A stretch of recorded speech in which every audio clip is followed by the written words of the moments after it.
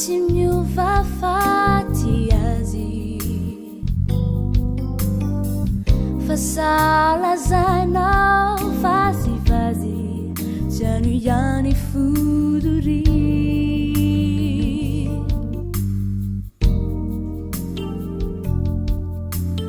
ho ianao izy any e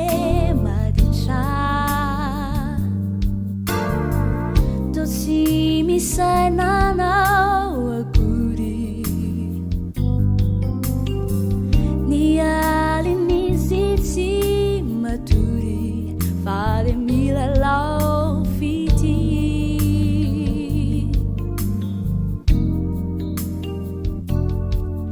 avelao ao sy ny fitiavako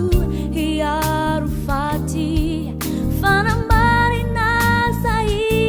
lazainao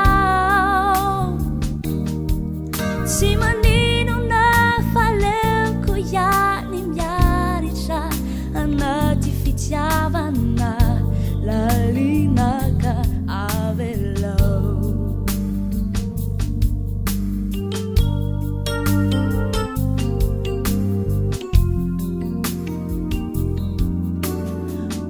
ianao izy any e maditra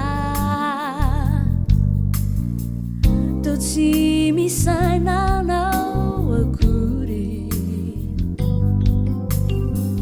ny alinizy tsy matory fa de milalao fity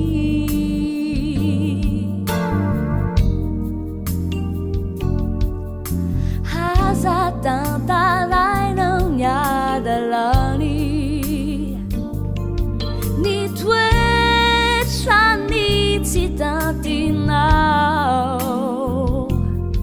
tsy mampaninonay izany